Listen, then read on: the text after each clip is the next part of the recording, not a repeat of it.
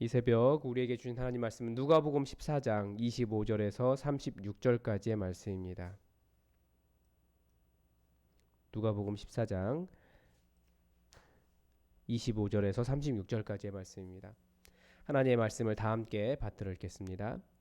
수많은 무리가 함께 갈새 예수께서 돌이키사 이르시되 무릇 내게 오는 자가 자기 부모와 처자와 형제와 자매와 더욱이 자기 목숨까지 미워하지 아니하면 능히 내 제자가 되지 못하고 누구든지 자기 십자가를 지고 나를 따르지 않는 자도 능히 내 제자가 되지 못하리라. 너희 중에 누가 망대를 세우고자 할진대 자기의 가진 것이 준공하기까지에 족할는지 먼저 앉아 그 비용을 계산하지 아니하겠느냐. 그렇게 아니하여 그 기초만 쌓고 능히 이루지 못하면 보는 자가 다 비웃어 이르되 이 사람이 공사를 시작하고 능히 이루지 못하였다 하리라. 또 어떤 임금이 다른 임금과 싸우러 갈 때에 먼저 앉아 1만 명으로서 저 2만 명을 거느리고 오는 자를 대적할 수 있을까 헤아리지 아니하겠느냐. 만일 못할 터이면 그가 아직 멀리 있을 때에 사신을 보내어 화친을 청할지니라. 이와 같이 너희 중에 누구든지 자기의 모든 소유를 버리지 아니하면 능히 내 제자가 되지 못하리라. 소금이 좋은 것이나 소금도 만일 그 맛을 잃으면 무엇으로 짜게 하리요. 땅에도 거름에도 쓸데없어 들을 귀가 있는 자는 들을지어다 하시니라. 아멘. 지금 계속해서 예수님께 제자를 부르시고 난 이후에 십자가를 지시기까지 가면서 제자에 대한 이야기를 많이 하십니다. 어떤 사람이 제자인가에 대한 이야기를 하시는데 본문을 보면 뭐 언제인가를 정확하게는 알 수 없지만 본문을 이렇게 보면 수많은 무리가 함께 가는 중에 예수님께 이런 말씀을 하셨다. 예수님께서 이런 말씀을 하셨다라고 이야기하고 있습니다. 그러니까 수많은 무리니까 예수님께서 드디어 예루살렘으로 가시기 때문에 얼마나 많은 사람들이 갈릴리에서부터 예수님을 따라왔겠습니까? 예수님께서 이스라엘 나라를 어떻게 회복시키실까? 다들 궁금해하면서 그 메시아의 역사를 보려고 정말 많은 무리가 그렇게 따라왔다는 겁니다. 그래서 장소를 이야기하면 뭐 도리키사 그 수많은 사람들과 함께 가는데 예수님께서 먼저 가시는데 사람들이 뒤에 쭉 따라왔겠죠. 그 따라오는 많은 무리들을 보면서 예수님께서 도리키사 가시다가 이렇게 뒤를 쳐다보면서 그 사람들에게 예수님을 따르는 수많은 무리들에게 예수님께서 말씀하신 겁니다. 그래서 본문에 등장하는 가장 큰 사람들은 수많은 무리들이죠. 그런데 예수님께서 제자도를 설명하십니다. 제자도를 설명하시기보다 내게 오는 자라고 말씀하고 계시죠. 내게 오는 자는 제자여야 된다라고 말하는 겁니다. 수많은 무리가 있는 것이 중요한 게 아니라는 거죠. 우리는 교회가 커지기를 바라고 수많은 사람들이 예수님을 따르기를 바라지만 어떻게 보면 예수님은 그렇게 수많은 사람들보다는 정말 제자들을 원하셨어요. 수많은 무리가 교회에 모여 있어도 제자가 없으면 하나님의 뜻을 이룰 수 없다라는 것을 예수님은 분명하게 말씀하고 계시는 겁니다. 그러면서 제자도를 설명하시는데 세계에 나를 뭐 하지 아니하면 능히 내 제자가 될 수 없다라는 말씀을 하십니다. 첫 번째가 26절에 부모와 처자와 형제와 자매와 더욱이 자기 목숨까지 미워하지 아니하면 능히 내 제자가 될 수 없다라고 말씀하시고 27절에서도 자기 십자가를 지고 나를 따르지 않는 자도 내 제자가 될 수 없다라고 말씀하시고 33절에서도 자기의 모든 소유를 버리지 아니하면 내 제자가 될 수 없다라고 예수님께서 말씀하셨습니다. 그러니까 예수님께서는 분명히 예수님에게 좋은 것이 많이 있습니다. 예수님을 통해서 많은 영적인 유익을 얻을 수 있고 삶의 유익도 많이 얻을 수 있습니다. 그러나 제자가 되지 않는다면 아무 소용없다. 라고 하는 것을 말씀하십니다. 그래서 본문을 기록한 말씀을 하신 이유가 무엇이겠습니까? 많은 무리가 필요한 것이 아니라 세상을 변화시킬 예수님을 따라갈 제자가 필요하다. 그 말씀 하고 싶으신 겁니다. 그래서 계속 반복되어서 나오는 것이 강조점이겠죠. 능히 내 제자가 되지 못하리라. 수많은 무리 가운데 들어가는 것이 중요한 것이 아니라 제자가 되는 것이 중요하다라는 거예요. 그 핵심 주제는 제자가 되기 위해서 무엇을 해야 되는가라고 하는 부분을 예수님께서 말씀해 주셨습니다. 연구와 묵상에서 이제 본문에 있어서 제가 질문을 던진 건 뭐냐면 첫째는 미워하다라고 하는 단어의 의미입니다. 미워하다라고 하는 단어 본문에서 굉장히 우리가 보면 좀 오해를 살 만한 내용들이 있는 것 같아요. 부모와 처자와 형제와 자매와 더욱이 자기 목숨까지도 미워해야 된다라고 하는 것, 왠지 단어가 너무 어감이 센데 미워하다라고 하는 단어는 한 마음을 갖는 겁니다. 한 마음을 가지고 충성스럽게 하는 거예요. 제자에게 있어서. 그래서 이것을 어떤 두 가지의 선택의 문제에 있을 때 이것을 더 좋아한다, 이것을 더 선택한다라고 하는 말입니다. 기본적으로는 싫어하다, 미워하다라고 하는 의미가 있죠. 그러나 히브리적인 의미로는 덜 사랑한다. 그러니까 이것을 선택하게 된다라는 말은 이것을 덜 사랑한다라는 말이에요. 반대로 다른 말로 하면 이것을 훨씬 더 사랑한다라는 거죠. 비슷한 단어로 언제 쓰이냐면 죄를 미워한다, 악을 미워한다라는 겁니다. 죄를 미워하고 악을 미워하는데 하는 행동은 죄를 짓고 악한 행동을 하면 그게 미워하는 겁니까? 결국은 선택의 문제예요. 죄와 악한 일들을 선택하지 않고 그것들을 미워하며 선한 것을 선택한다라고 하는 의미입니다. 또 약속을 지킨다, 헌신한다라고 하는 의미도 있습니다. 그러니까 제자도가 무엇인지 이 단어, 미워하다라는 단어를 통해서 봤을 때는 무엇을 더 사랑하는가? 제자이기 때문에 무엇을 선택하는가? 제자이기 때문에 무엇에 헌신해야 하는가? 이 의미를 본문은 가르쳐주고 있습니다. 또 십자가를 진다라고 하는 의미도 한번 생각해 보았습니다. 제자로서 져야 될 무거운 짐이 다 있죠. 예수님은 그런 다수보다는 헌신된 소수를 원하셨습니다. 이 십자가가 무엇이겠습니까? 단지 예수 믿는다고 고생 조금 하는 수준이 아니라 제자이기 때문에 완전한 포기와 완전한 헌신을 요구하시는 겁니다. 또 하나 예수님께 소금 비유를 통해서 제자가 맛을 내야 된다, 제자가 쓸모가 있어야 된다라고 말씀하셨습니다. 제자의 삶을 맛이 나는 소금에 비유하셨습니다. 우리나라는 소금이 맛을 잃는 경우가 별로 없지만 이스라엘처럼 암염에서 이렇게 소금산에서 떼어난 소금은 습기를 만나면 소금기가 녹아내려서 맛을 잃는 경우가 있다라고 합니다. 그러니까 예수님께서 제자는 세상에 맛을 내야 하는 사람이다, 좀 다르다라는 거예요.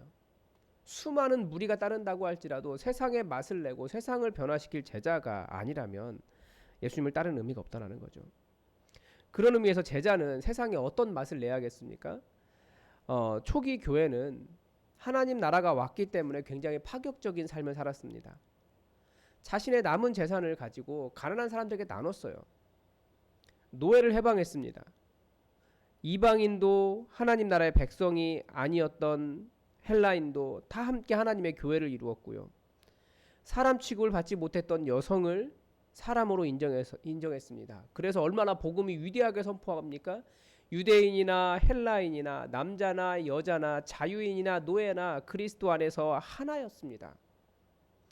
그래서 초대교회의 교부들을 보면 흑인들이 가끔 있잖아요. 제가 그것을 최근에 알았는데 왜 흑인들이 있는가? 물론 이제 아프리카 지방에서도 복음이 전해졌기 때문에 초기의 주교들이 흑인들이 있지만 사실 그 지역의 정교회 같은 경우, 그리스 정교회 같은 경우 흑인들이 교부가 되었던 이유는 그 사람들이 원래 노예 출신이었답니다. 노예였는데 어느 날 주인이 내가 예수 믿고 보니까 우리가 다 자유인이나 노예나 다 그리스도 안에서 하나다, 그러면서 노예를 해방시킨 거예요. 나와 함께 밥을 먹자, 나의 형제여 라고 손을 내민 겁니다. 얼마나 파격적입니까? 이게 거의 2000년 지나서까지도 지금도 그런 게 잘 되지 않지 않습니까? 그런데 초대교회는 그렇게 놀라운 일을 했고 그 노예들이 자기 주인보다 더 신앙이 성장해서 그 사람들이 교부까지 그 초대교회의 역사를 쓰는 사람들이 되었다라는 겁니다. 지금처럼 우리 그리스도인 제자, 한국 교회 그리스도인의 제자들은 지금 뭐 하고 있습니까? 다들 죽을 날만 기다리고 있어요. 죽으면 천국 가려고. 그런데 진짜 제자는 지금의 삶을 다르게 한다라는 거예요. 지금 이곳이 천국이기 때문에 그렇습니다. 그리고 직분보다는 나와 세상을 변화시키는 그런 제자의 삶으로 세상에 맛을 내는 그런 사람들이 바로 제자라고 예수님은 가르쳐 주십니다. 그래서 저의 느낌은 무엇이냐면 제자는 선택의 문제구나라고 하는 겁니다.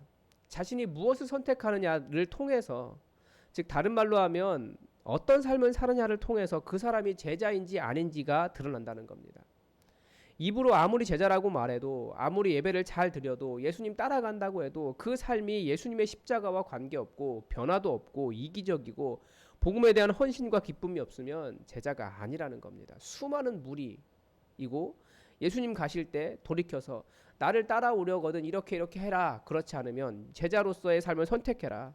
그렇지 않으면 제자로서 합당하지 않다. 제자로서 세상을 변화시키고 세상에 맛을 낼 사람 아니면 이렇게 나를 따르는 것에 아무 의미가 없다라고 예수님께서 말씀하시는 겁니다. 그래서 요즘은 예수님의 제자가 아니라 사실 사람의 제자를 만드는 일에 더 관심이 많아요. 교회가. 또 자신이 제자인 이유를 엉뚱한 곳에서 찾는 사람들도 많이 있습니다. 어떤 훈련 과정을 마쳤다고 해서 제자가 아니고 어느 교회에 속했다고 해서도 제자가 아닙니다. 자기가 예수님처럼 살기를 선택하지 않으면 제자가 될 수 없습니다. 인터넷을 통해서 아무리 좋은 설교를 듣는다 할지라도 그 사람의 선택이 제자가 되지 아니하면 예수님께서 원하신 그 삶을 살지 아니하면 진정한 제자가 될 수 없습니다. 예수님은 어떤 선택을 하셨습니까? 하나님 아버지의 기쁨을 위한 선택을 하셨습니다. 그래서 삶이 평안과는 거리가 멀었고 때로는 불편해졌고 사람들의 거절도 받으셨습니다. 그러나 예수님은 결국 십자가 이야기하셨어요. 십자가는 무겁고 누구도 지기 싫어하는 죽음의 형틀이었고 모욕을 받는 것이었습니다. 그러나 예수님을 따를 때 예수님께서 십자가를 요구하시면 십자가를 지고 가는 것이 제자다라는 것입니다. 그렇다면 우리의 십자가는 무엇이겠습니까? 26절에서 예수님은 선택의 문제에 있어서 관계를 이야기하셨어요. 부모나 형제와 자매나 심지어 자기 자신에 대한 것도 이야기하셨고 그 관계에 대한 것도 있습니다. 사람보다는 예수님을 선택하라는 거죠. 또 28절부터 33절까지 예수님은 계속해서 돈에 대한 이야기를 하세요. 아주 직접적으로. 수많은 무리가 예수님 따라가지만 그들이 예수님을 따라가지 못할 이유가 어디에 있는가 예수님은 분명하게 지적하시는 겁니다. 즉 사람들은 돈이 되지 않을 때 생각보다 돈이 많이 들어갈 때 나에게 재정적인 손해가 날 때 예수님을 거절한다라는 겁니다. 그래서 결국 제자는 재정관념이 분명해야 됩니다. 하나님께서 많이 주시면 또 많이 베풀 줄도 알아야 돼요. 하나님께서 원하시면 이것 하나님 겁니다 라고 드릴 줄 알아야 됩니다. 우리 교회는 성도들의 재정적인 부담을 주지 않으려고 교회 건축을 하지 않으려고 하지만 그러나 반대로 교회 건축을 하는 일이 내 돈 들어가기 때문에 내가 손해 날까봐 하지 못하겠다라고 하는 마음이라면 그 마음도 제자의 마음은 아니라는 겁니다. 제자라면 정말 필요하다면 내는 거죠. 그런데 교회 건축뿐만 아니라 사실은 교회가 돈이 필요한 이유는 섬기고 사랑하고 돌보기 위해서 필요한 겁니다. 그럴 때 필요하다면 내놓는 거예요. 그래서 지금의 상황은 11조만 충실하게 해도 교회 운영이 가능합니다. 그래서 교회가 너무 부자 되는 것도 사실은 그렇게 좋은 것 아니에요. 그렇다면 우리는 우리의 남은 재산을 어디에 사용해야겠습니까? 하나님께 주신 복을 어디에 사용해야겠습니까? 이제 목장이 본격적으로 돌아갈 때 분명히 우리 목장 안에 재정적으로 어려운 성도들이 있을 겁니다. 그럼 그 사람들 돌보듯 사용하는 거예요. 또 세상을 섬기는 일에 사용하는 겁니다. 그 일을 위해서 돈이 필요하고 주님께서 필요하시다면 주님 여기 있습니다 하고 내어놓을 수 있어야 됩니다. 그리고 또한 초대교회의 제자는 정말 지역도 성별도 신분도 다 뛰어넘어 화평을 이룬다라고 하는 예수 그리스도 안에서 하나다라고 말하는 이 놀라운 역사, 이 초대교회의 제자의 역사들을 볼 때 참 한국 교회가 넘지 못하는 이 정치와 이 지역과 성별과 신분의 한계가 너무나 마음이 아파요. 특히 세상은 이 성별의 한계를 남녀의 차별의 한계를 뛰어넘으려고 노력을 많이 하는데 교회는 여전히 그것을 뛰어넘지 못하고 있습니다. 한국 교회가 정말 제자가 되었는가? 아니면 정말 큰 무리만 이루었는가? 예수님을 통해서 이익을 얻으려고 하는 큰 무리만 되었는가? 우리가 한번 돌아볼 필요가 있는 것 같습니다. 그래서 우리가 정말 이 땅, 이곳이 하나님 나라이기 때문에 이곳을 변화시키는 그리스도 예수님의 제자가 되기를 주님의 이름으로 축복합니다. 기도하겠습니다.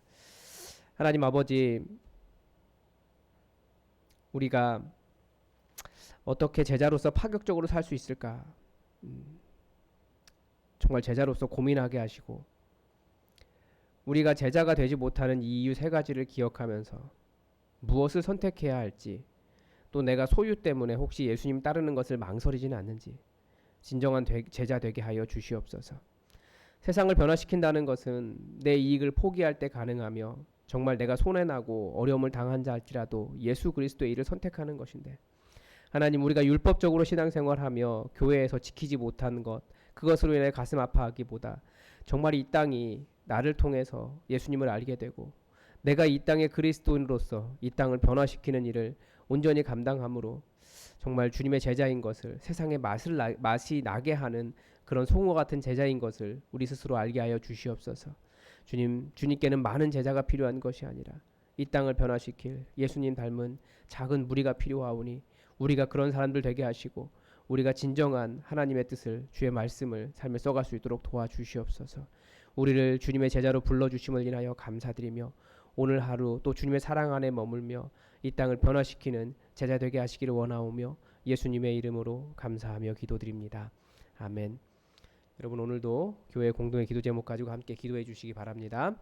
그리고 최철규 목사를 위해서 오늘도 하루 종일 세미나를 참석하게 되는데 오늘도 세미나 가운데 또 많은 유익을 얻고 우리 교회를 위해서 잘 사용할 수 있도록 여러분 기도해 주시기 바랍니다. 그리고 계속해서 우리 성도들 갑자기 추워진 날씨 속에서 평안할 수 있도록 성도들의 삶을 위해서도 함께 중보해 주시기 바랍니다. 다 함께 기도하겠습니다.